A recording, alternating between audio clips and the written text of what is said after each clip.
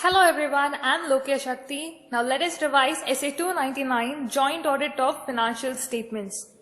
Joint audit is nothing but the practice of appointing more than one auditor for the conduct of the audit, and the auditors so appointed are known as joint auditors. This standard guides in laying down the broad principles for the joint auditors to provide an uniform approach for the process, to identify the areas of work and coverage, to identify the individual responsibilities and the joint responsibilities of the joint auditors. The first stage is audit planning. The joint auditors shall jointly establish an overall audit strategy which includes the scope, timing, the direction of the audit. Next, prior to the commencement of the audit, all the joint auditors shall discuss upon the division of audit areas and the common audit areas, ascertain the reporting objectives for the audit, consider and communicate the factors that are significant for the audit, the results of the preliminary engagement activities that are relevant for the audit, and the nature, timing and extent of the necessary resources needed to perform the audit. Having established this, the risk of material misstatement that needs to be considered and assessed by each of the joint auditors needs to be communicated and documented. Further, the joint auditors shall discuss and document the audit procedures for both the specific and the common areas and communicate the same to those charged with governance. The joint auditors shall commonly obtain an engagement letter, there is no separate individual engagement letters given. And finally, the work allocation document shall be prepared and signed by all the joint auditors, and the same shall be communicated to those charged with governance. Next arises the question of responsibility. Each joint auditor shall be responsible only for the work that has been allocated to him.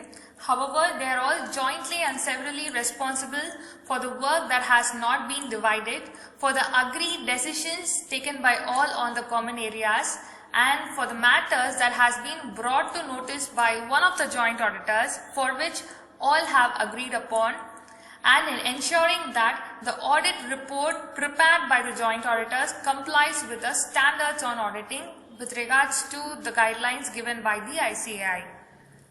In case where one of the joint auditors comes across matters that are relevant to the others, then he shall communicate the same in writing prior to the completion of the audit.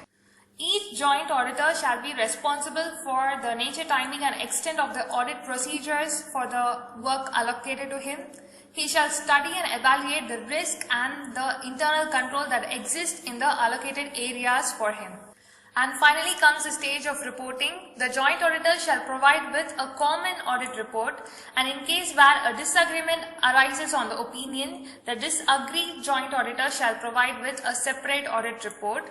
The reference for this separate audit report shall be mentioned in the other matter paragraph of the common audit report.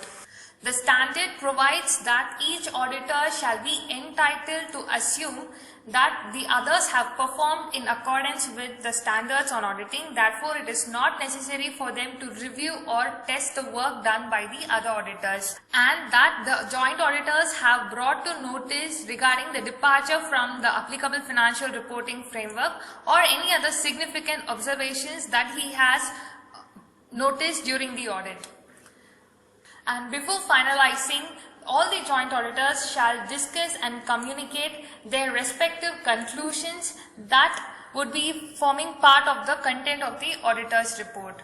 So by this we come to the conclusion of Essay 299, which provides us the guidelines where joint audit carries on for a financial statements. I hope it was useful. Thank you for listening.